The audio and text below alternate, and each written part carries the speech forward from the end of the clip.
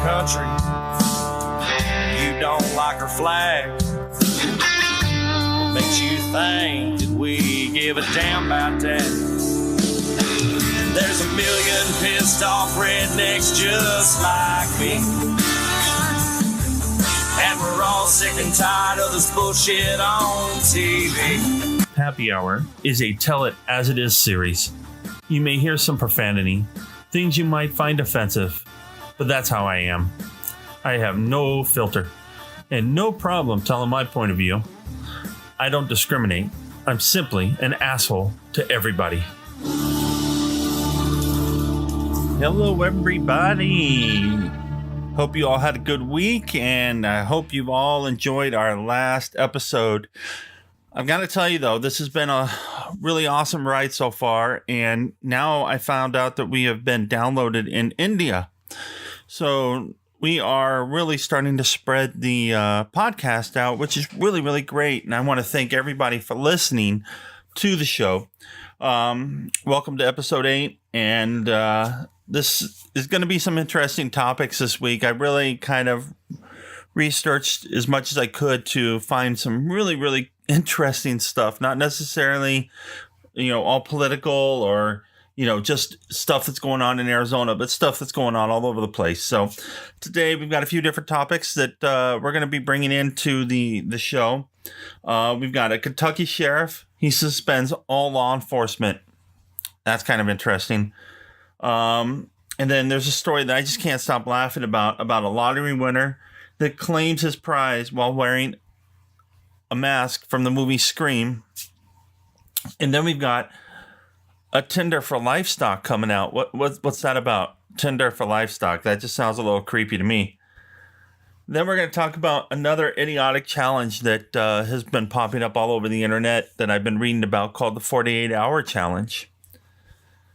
And then we've got this Democratic senator named Alexandria Ocasio-Cortez. I'm going to say, if that's her last name. We are going to talk about who she is, because apparently the whole meme world on Facebook and all the other social medias is really just having a field day with her. So who is she? Let's talk about that. A few new things that have been going on with me. I am kind of in the thought process of starting a new video blog as well, called Adventures with Pappy, because I like to do ghost towns, historic locations, metal detecting, rock counting, gold panning, all that stuff. And I thought it'd be fun to throw a little bit of that together in like a video blog or show kind of thing. And so I've been kind of starting that process. So I'm going to keep you guys updated on that. I did go to the Super Bowl of gem shows in Tucson, Arizona this last weekend, where Wolfenite was the gem of the show. But I've got to tell you, I never thought I'd see so much money running through one building at any given time, and just seeing some of these gems and minerals. You could spend pennies to hundreds of thousands of dollars on some of these things, and I was just blown away. I've been a rock hound since I was a kid, and I've got to tell you, this was a lot of fun to kind of go back to the gem show, which it's been, I can't tell you how many years, maybe 15 years since I've actually gone to a gem show. And to be able to be in this particular part of the gem show, because this is where it all started. And this is where it all leads to, all these different, 40 different gem shows, or 39 other gem shows that are going on through the city of Tucson for a whole month. This is where it ends. And I got to tell you, it was really awesome. I bought some really good specimens for my display cabinet. Chances are I'll probably be putting some of those up on our Facebook page. It's Pappy Hour. And that way you guys can see some of the stuff that we've gotten. The new hot sauce challenge is up on my YouTube channel. Ryan is Pappy. Check it out. You see me and It's Bustin' Jeeber torturing ourselves basically with 10 different levels of hot sauce. And shout out to one of our listeners named Robert out there. he got a really cool shout out that he just really loves in that towards the end. And I'm gonna tell you, it was pretty painful. We had our milk, we had water, we had rice, anything we could think of that would help us, kind of subdue the heat a little bit. I'm telling you, it was painful. So please go check it out. We've only got 18 views right now, but I know that if every one of you that listens to my show was to go and check this out on YouTube, okay, it's Brian is Pappy is the YouTube channel, and check out my hot sauce challenge, and you'll actually see the video is really good. I want to give a shout out to my son. It's Busted Jeeber. He's the one that put the video together and actually did all of the editing and all that. And I'm telling you, this kid is getting really good at this. So thank you, son, for doing that. And then I decided this last weekend, because we kind of had in the U.S., we've got a holiday called President's Day. Now, it's not a real big holiday, but it's one of those that the government decides to shut down everything again. And I decided, you know what, I'm going to go on a little road trip up to the Prescott, Arizona area, which there's some really good gold panning and stuff like that out there. We've got one called Lynx Creek. Lynx, I don't know how you want to say it. But went out there. Of course, Pappy, myself, is the only one that's probably crazy enough to go out while it's snowing to these ice cold creek, this running water, to look for gold. Now, we found a few small little flakes, but nothing huge. But it was kind of a cool experience to get out of town for a little bit and away from the stress of my job. And so it was a lot of fun. Mammy, she got to gold pan for the first time, so that was a lot of fun for her too. Movie reviews. There's actually one that it's not necessarily a movie, more of a TV show that I've been watching called Scientology in the Aftermath. And this has got Leah Remini in it. And you may remember her from the TV show King of Queens. And I wrote a letter to her to see if I can get her to come on to the show and talk about Scientology and some of the things that her show is investigating and bringing to the knowledge of the general public, because Scientology is one of those, really, I call it a cult, but it is one of those religions that there's a lot of secrets, and I hear a lot of bad things. So it's actually a really interesting show if you get a chance to watch it. It's on Hulu if you want to watch the older ones, but she does have new episodes coming out. She was a member of the church. I think she was raised in the church, and finally got herself out of it, and now she's uncovering all these truths and exposing the very, very dark side of a religion. And she's extremely brave for doing this, and I applaud her and her show partner Mike. He's Mike Rainier. He was part of that, and he was actually a very high-ranking officer in the Scientology thing. And these guys are just going around and getting stories and just letting us know what really goes on in that. So that was a really, really, really cool one. So Leah Remini, if you ever listen to my show, that would be cool if you did.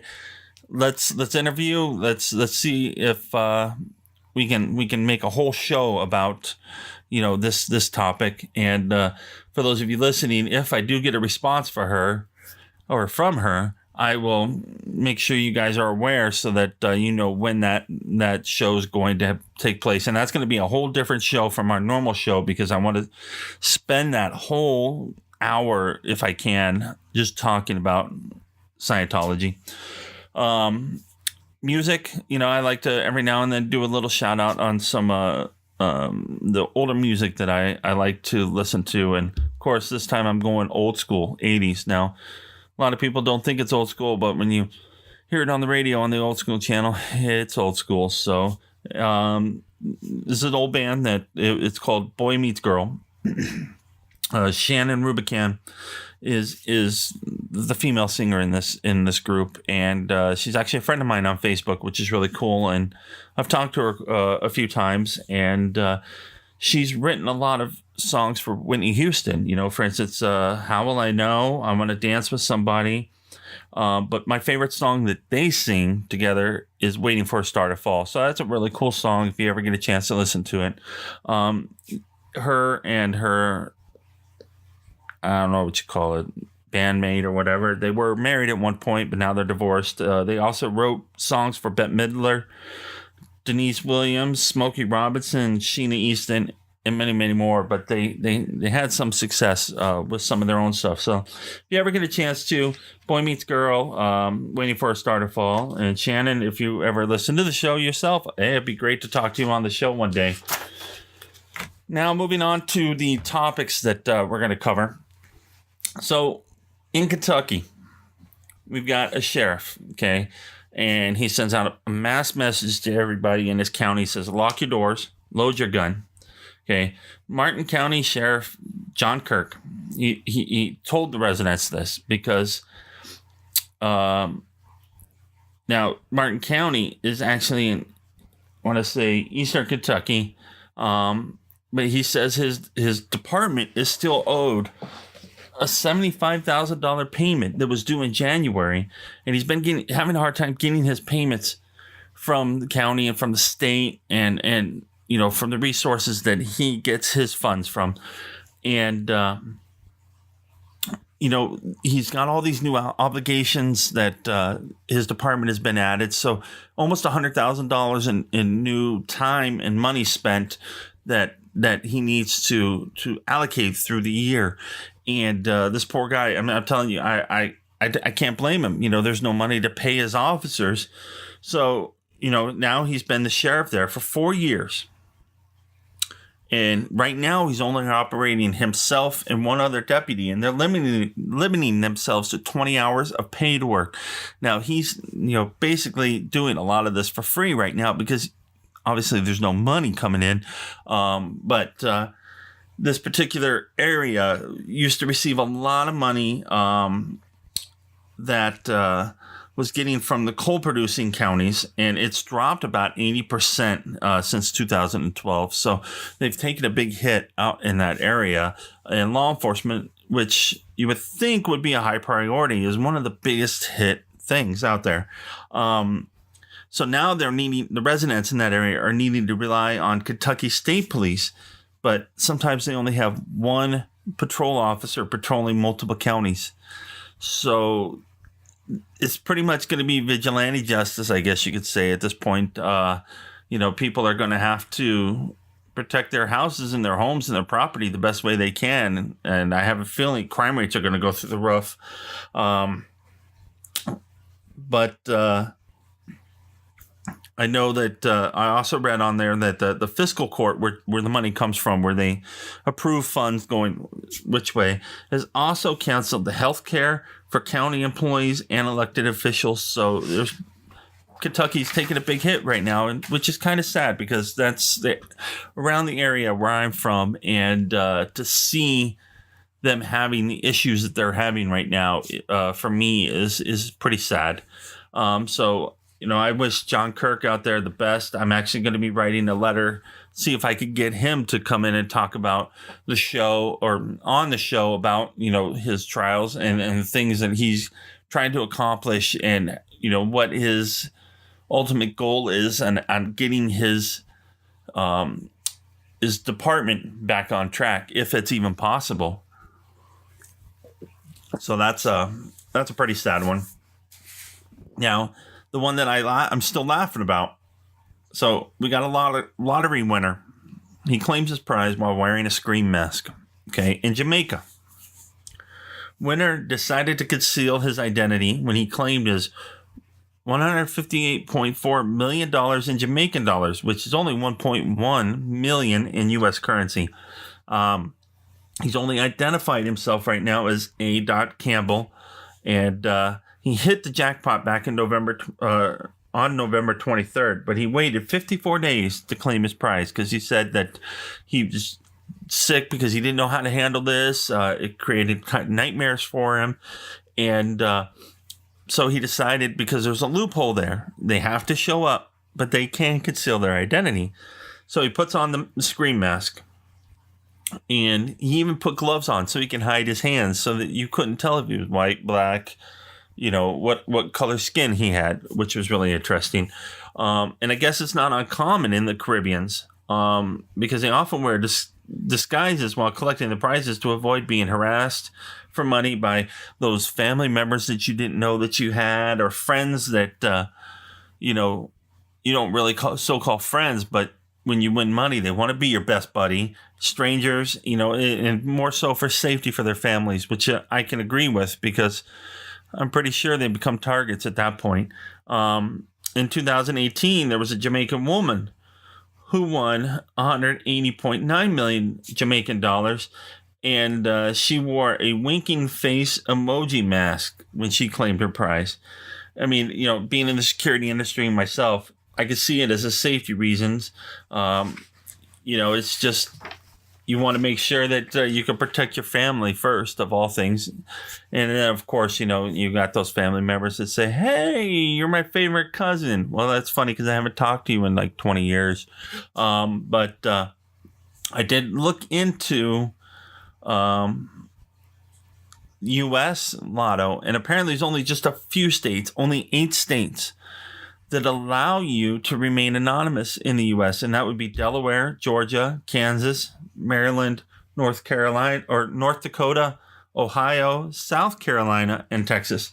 Any other state, like where I'm from in Arizona, you have to become public and known, which I don't understand why that rule is the way it is, because I would think that, if you want a big amount of money, they would want to keep you safe too. But I don't know, maybe they're hoping that you get off before you, claim your prize. I don't know. I mean, now we've got the most obnoxious. I mean, and this might be cool for farmers. I don't know, but I think it's obnoxious. So we've got a Tinder app for livestock. It's called Tudder. Tudder. The Tudder app. And right now, this is in the UK where it's really big. So it lets British farmers swipe right on the cattle they like. Now, hopefully it's not for their personal use. This day and age, there's all kinds of freaks out there, so I don't know. But what it's intended for is to help them find livestock that they can use for breeding with their current livestock. And one of the things it does it tells you milk yields, protein contents, calving potential. It tells them the history of the cattle as far as family, line, and all that. So it just launched in time for Valentine's Day, which is weird. And it already has $64 million in livestock posted on it. So I guess you could say moo moo baby. But this might be something that helps farmers all over the world, find better livestock and to keep good stock running, for their farms. I mean, I don't necessarily understand how all that works because I only have chickens. I got 6 chickens in my backyard. That's all I got. And I'm not worried about breeding them. So this might be interesting to see if this gets abused in any way, shape, and or form. But it should be kind of crazy, Tudder. Yeah. I don't know what else to say about Tudder, but I mean, there's some. I've never really been on Tinder, so I don't know exactly how that works. But Tudder, good luck. Yeah.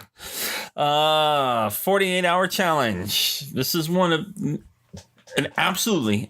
one of those stupid challenges that have popped up. And this one's on social media. Now, there's been a lot of news reports coming out because this is really starting to take off. And I think this is something that I honestly think this is stupider, if that's a word, more idiotic than the Tide Pod Challenge. Even though the Tide Pod Challenge was absolutely freaking dumb, the 48-hour challenge. So the way this works is this challenge encourages teams to stage disappearances. And the goal is to go missing for 2 days, 48 hours, and sever all contact with everybody. You get points awarded for every social media mention and when your pictures get posted. And then some children have actually, or not necessarily children, some people, teenagers mostly, push to go past that 48-hour mark.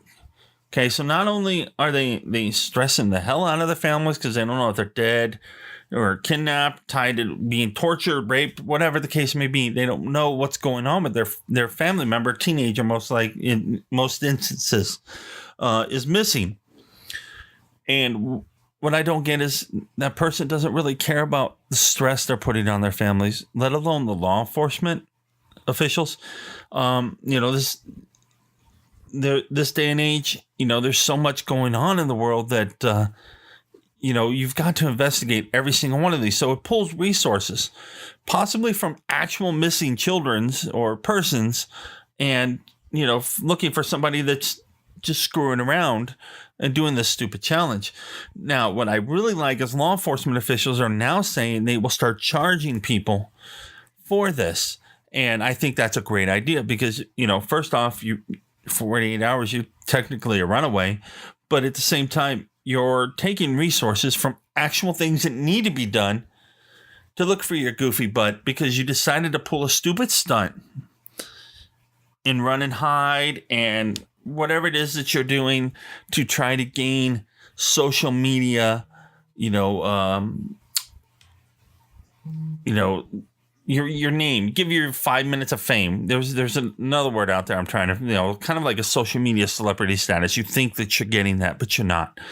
Now, what's really cool is YouTube actually posted something out just the other day that says they are banning all videos of anybody recording stuff while being on a 48-hour challenge. So if they try to record their vlog or whatever it is that they want to do, so while they're missing for that so-called 48 hours, then they're not going to allow it and they're going to take it down off YouTube. I applaud you, YouTube, because there's a lot of really crappy stuff that does go on to YouTube. And this is one of those things that, let's keep it away from people's, eyesights and children that hadn't heard about it come across it. I do have a 4-year-old and I've got a 2-year-old and they like to watch YouTube. And sometimes I'll look down and they're watching some of the weirdest things and I've got to go out and change it real fast. And, so by not having items like this on YouTube is really, really good idea. So thank you, YouTube, for doing that. If you're thinking about doing this 48-hour challenge, don't. It's stupid. Please tell your friends that are thinking about doing this not to do it because God only knows what's really going to happen. And, you could cause a family member to actually go into so much emotional distress that now they've got medical conditions, heart attacks, strokes, all that stuff. So don't be stupid. No 48-hour challenges. Okay. Why can't we just come up with some positive challenge like get out and get a job challenge? Do some good in the world challenge. So, I don't know. I mean, let's try to stop some of these stupid things. And the sad thing is they don't even know where this 48 challenge actually originated. I mean, they think it has a lot to do with this whole Bird Box challenge kind of evolving into a 48-hour challenge, but it's absolutely ridiculous. And we did talk about that a few weeks ago where we talked about some of the stupid challenges out there. And what's cool is also YouTube has said they're not going to be posting like the fire challenge, the Tide Pod challenge, anything that is going to be an extremely dangerous that could potentially hurt you or somebody else. They're not going to be posting these challenges or allowing these challenges to stay on their YouTube channels anymore. And they're going to be deleting those. So good job with that, YouTube.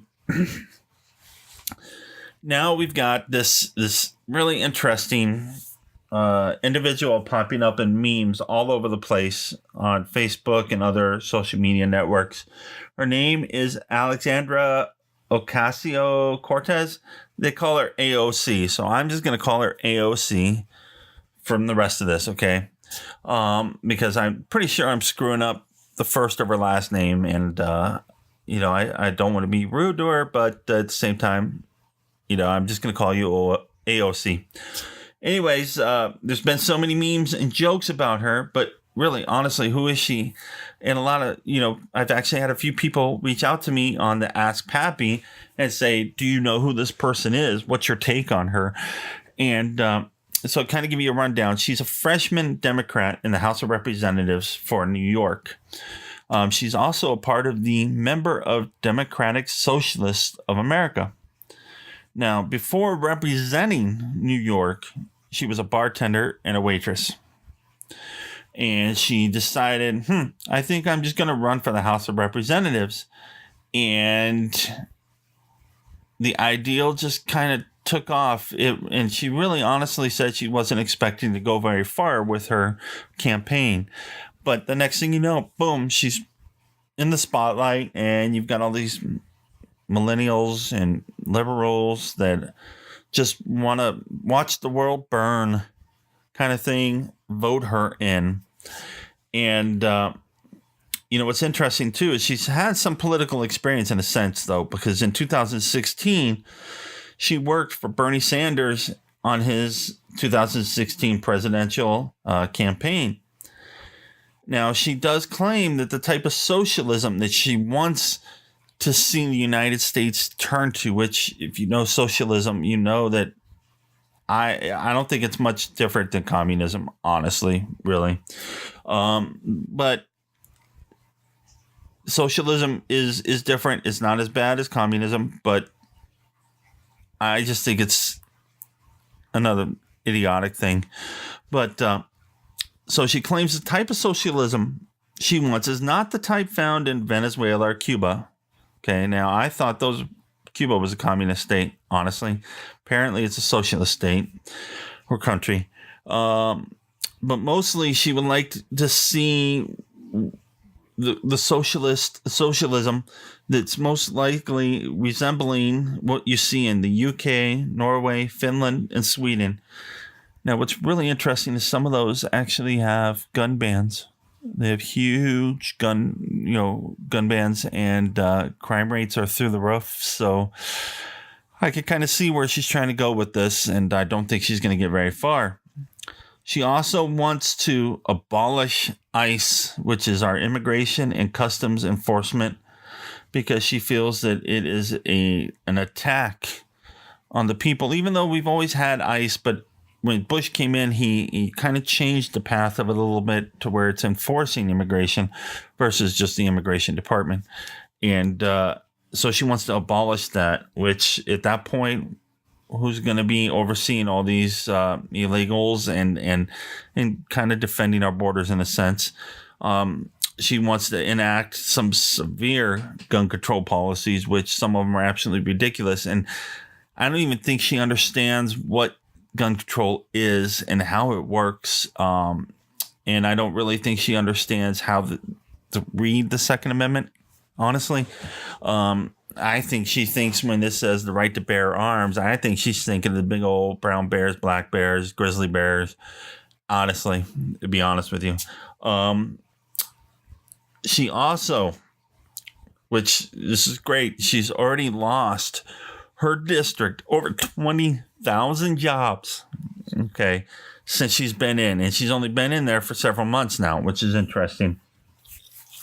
But she opposed a planned deal to bring Amazon HQ2, headquarters to the big proposed facility to New York. So she opposed it with a group of socialists that cost 20,000 jobs to her district. Now, instead of saying, you know what, we're going to make a change, we're going to make it better, what can we do to this deal different now? The big thing that she fought was the fact that New York was giving land to Amazon to do this, and they were giving them tax breaks. But then they're not realizing the amount of taxes that are actually going to come in and the 20,000 jobs that were going to be created. But yet, no, let's oppose it. Let's shut it down. But that's fine. Bring it to Phoenix, Arizona. We'll take it. No problem. We actually wanted that. And all of our representatives and congressmen and congresswomen actually fought to get it. So, AOC, you screwed up on that one. She's also pushing for this thing, and I've been kind of reading on, and I find it quite interesting, but at the same time, very, very disturbing. It's called the New Green Deal.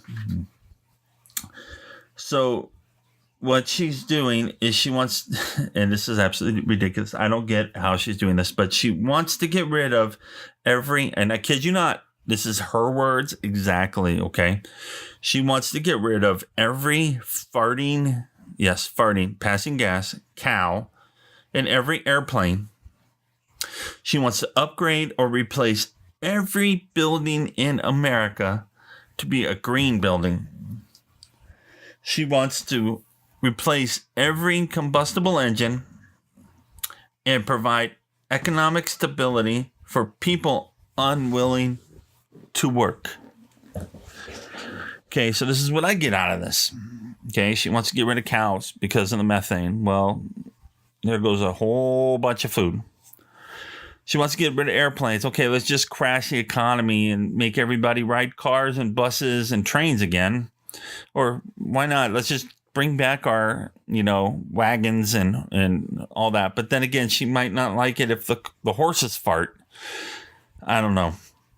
She wants to replace every building or upgrade or replace every building in America. That's not even possible. She wants to replace every combustible engine. She wants them all electric. Yeah, that's not going to work. And then the one that really chaps me, just really gets on my nerves, provide economic stability for people unwilling to work. So if you don't want to work, you're guaranteed to have money. You're guaranteed to be able to afford to live because you're just too lazy to get off your ass and go out and find a job. Do something. Now, I get it. There are people that can't work. That's not the people I'm picking on. I'm picking on the people that can work, are able-bodied, that are just too lazy to do it. I'm really sorry, but it's time for you to grow up and become a productive member of the society, which I'm pretty sure your parents would really like to, and your friends and family would really like to, so that you would stop mooching. But then, there are people that are trying, and they're trying their career paths to get to where they're going, and that's awesome. That's great. I applaud that. But the people that just don't do anything, I really don't think that you should have economic stability. You're already getting free health care, most likely, and I don't necessarily agree with that. So those are my interesting stories of the week, kind of news related. And I'm planning on researching this Green Deal a little bit more to find out, exactly what it is. So that's going to be interesting. My story of the week, my personal story of the week, I bought my kids, I have a 4-year-old and a 2-year-old. I bought them their, quote, big curl beds. And, it's blowing me away on how fast my 2 littles are growing.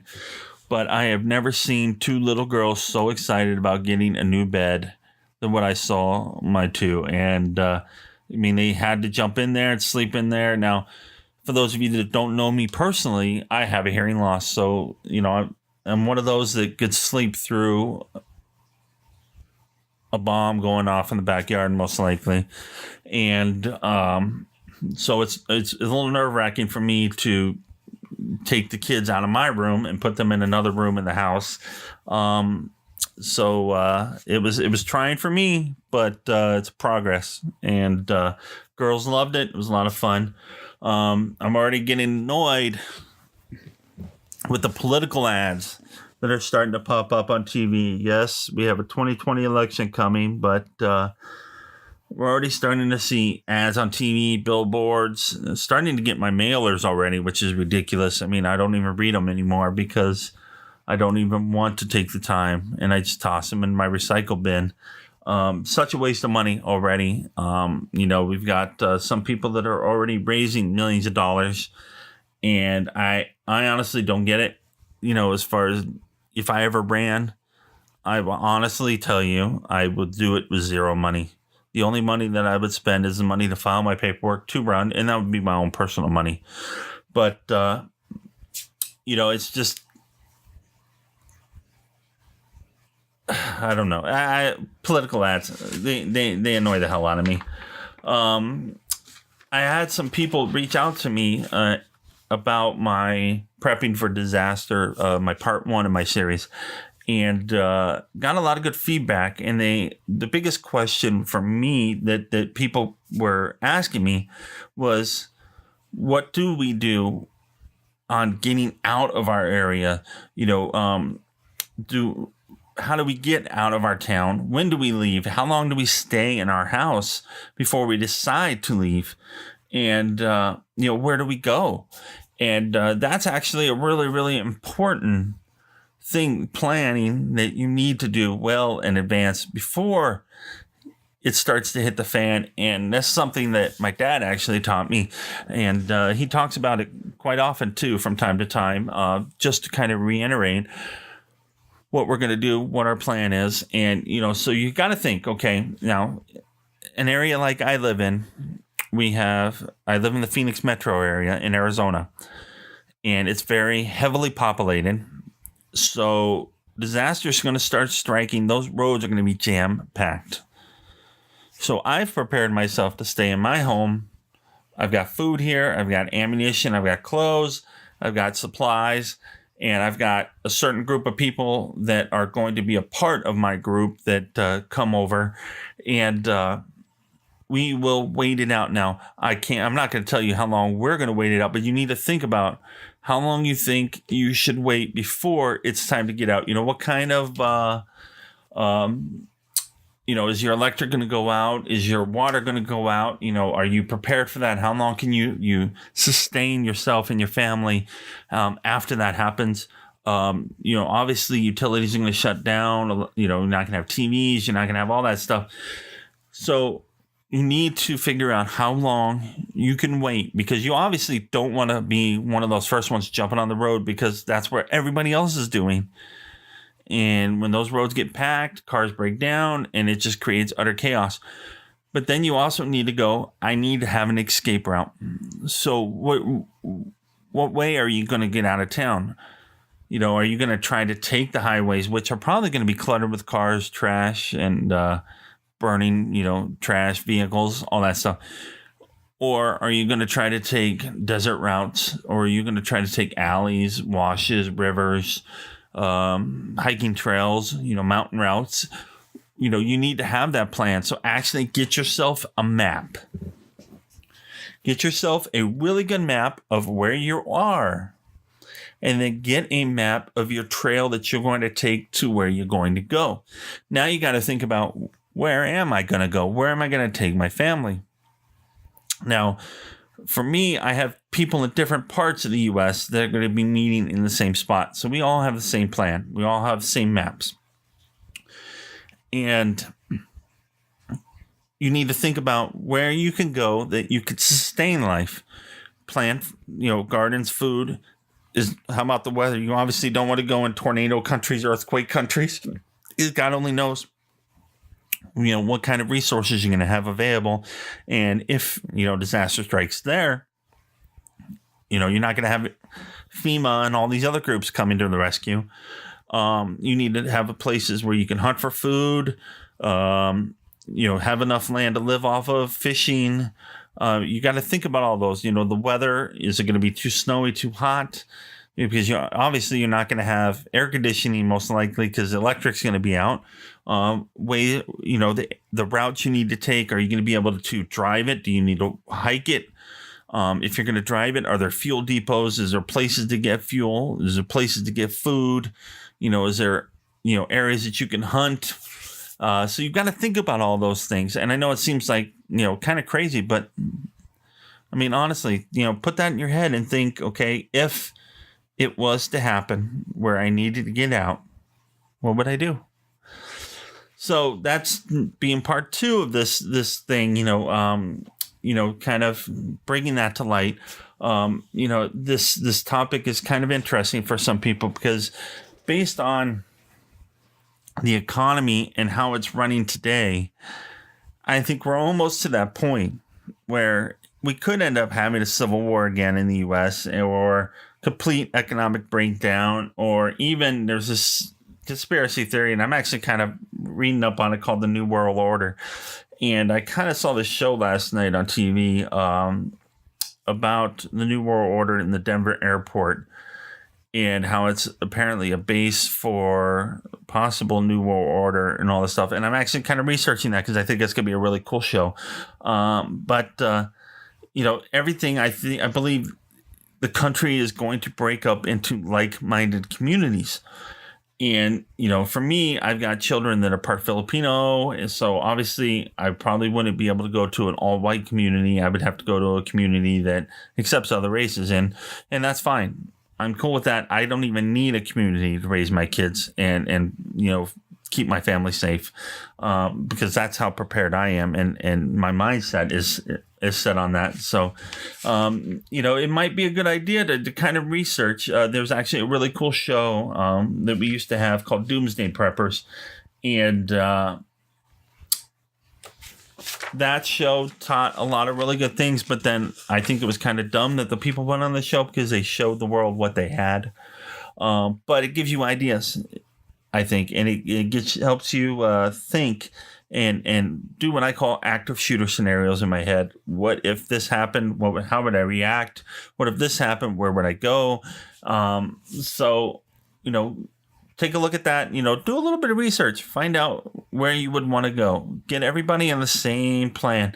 And figure out how you're actually going to physically do it. So, if you guys are interested in this prepping little bit that I talk about, let me know because I will gladly continue it because I could talk about prepping for days and days and days. Now we're moving on to my random thought of the week. Okay, I got two things for you today, and these are kind of weird, but I think it might make you mind blown. So when you go to bed and then when you wake up, you're supposed to be relieved. Fresh, kind of brand new almost, right? Well, I believe that that's the human version of turning it off and then turning it back on to see if it restarts right. I know, right? Mind blown. And then, I guess one of the only positive things about the sinking of the Titanic is the live lobsters that were in the kitchen in the live lobster tanks. Probably the only ones that survived when the ship went down. But I bet you didn't know one thing, though. The pools have the same amount of water in them now than they had when they sank. Mind blown, right? I know. I come up with some really weird stuff.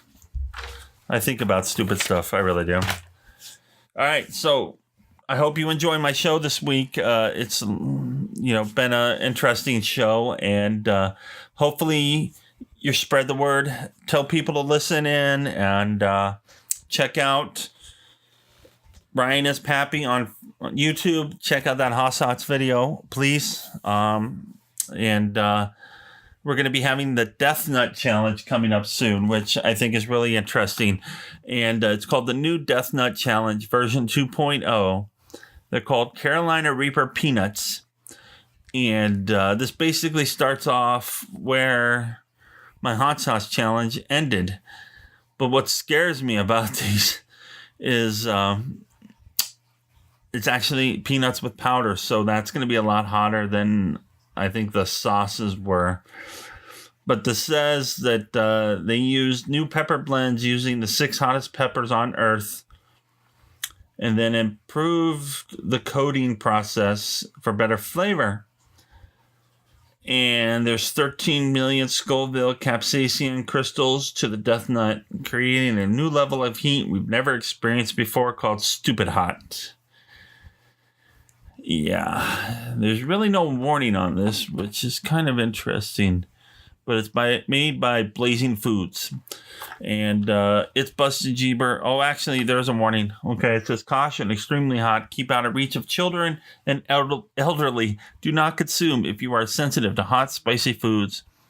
Obviously allergic to peanuts, peppers, or capsaicin. If you're pregnant, do not take it. If you have any medical conditions. And then what's really scary, it says, wear gloves when handling. Do not touch eyes or any part of your body. Wash completely with soap after use. So it's Bustin' Jeeber. We got another challenge to do. I think we should do that one on Facebook Live. That way there's no editing. I mean, you guys just get to see the pure pain. But yeah, check that out. So now to close the show, I got a new challenge for everybody. This is a challenge I think will work really, really cool. Okay. Do one thing nice for someone this week. Just one thing. That could be open the door for somebody, help somebody put stuff in their car, groceries, reach something off a shelf, say hi to somebody. How you doing? Nice to see you. Make their day. Okay. Do something nice for one person this week. All right, y'all. Take care. Have a good week, and I will talk to you next week. You don't like our traditions. You say we've done you wrong.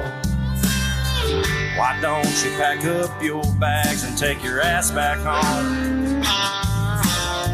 This is my home, and son, I'm mad as hell.